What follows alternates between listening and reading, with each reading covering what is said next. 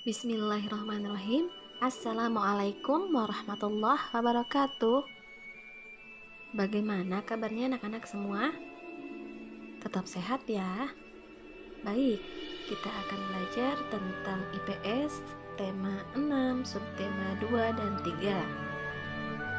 Interaksi manusia terhadap pembangunan ekonomi, sosial, dan budaya.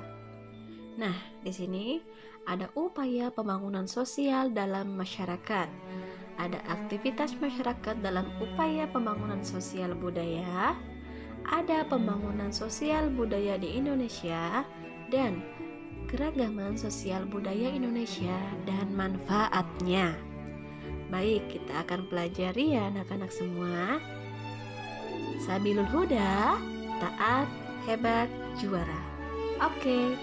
Pembangunan adalah serangkaian proses yang dilakukan manusia untuk memperbaiki taraf hidupnya.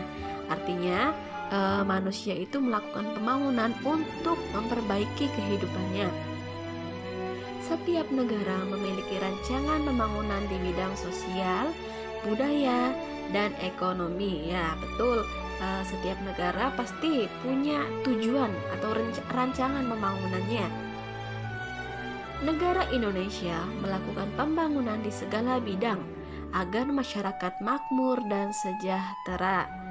Nah, di sini pemerintah melakukan atau memberikan sebaik mungkin pelayanan kepada masyarakatnya ya, agar masyarakat Indonesia makmur dan sejahtera.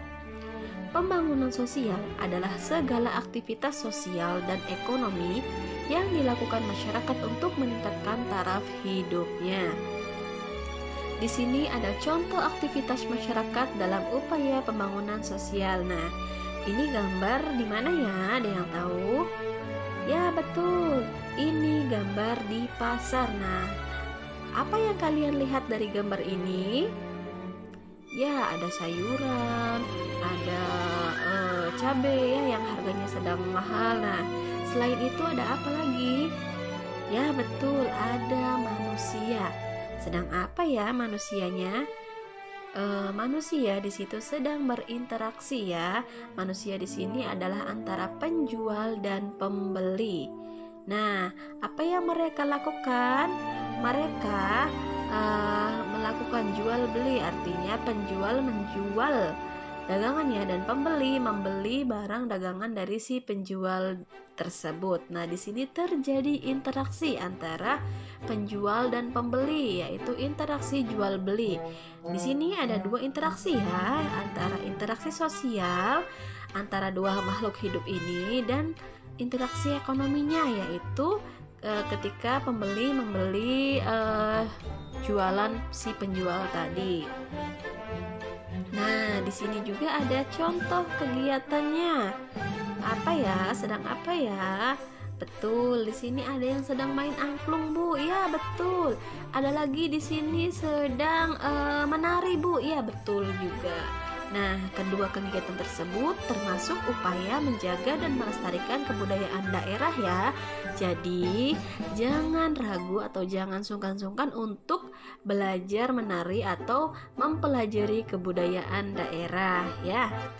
Itu termasuk upaya kita untuk melestarikan kebudayaan daerah agar kebudayaan kita tidak punah, artinya tidak hilang atau tidak dilupakan oleh masyarakatnya. Bahkan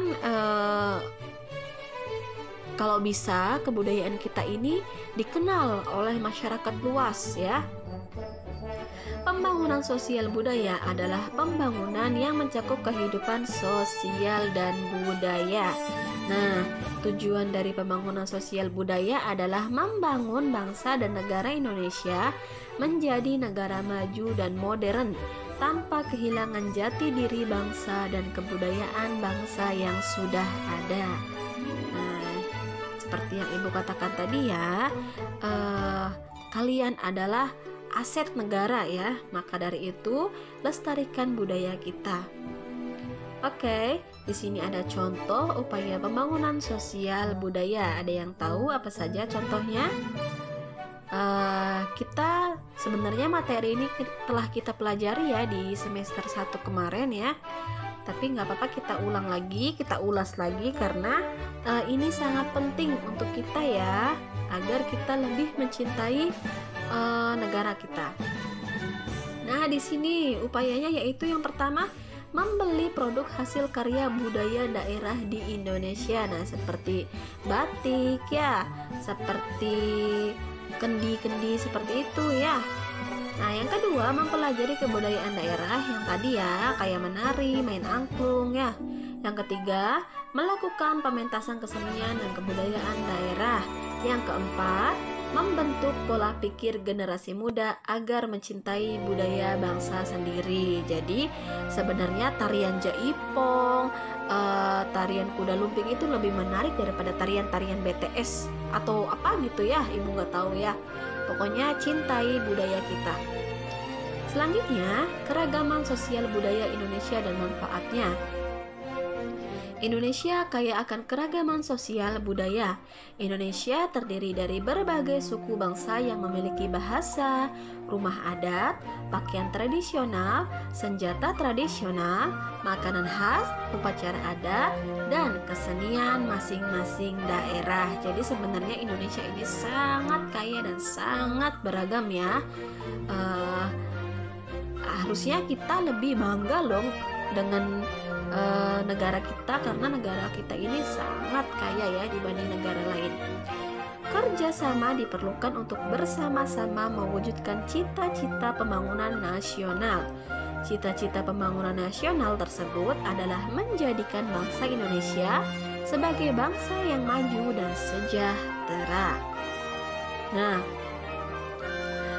dengan kita mencintai budaya kita itu termasuk cita-cita bangsa, cita-cita negara kita ya, agar menjadi negara yang maju, negara yang dikenal oleh banyak orang. Selanjutnya ada manfaat keragaman sosial budaya Indonesia. Manfaatnya yang pertama, menumbuhkan rasa nasionalisme. Nah, atau rasa cinta tanah air ya. Yang kedua, sebagai identitas bangsa di mata internasional. Oh iya, batik Megamendung nih dari Cirebon. Cirebon tuh di mana ya? Cirebon itu di Jawa Barat. Nah, Jawa Barat di mana? Di Indonesia.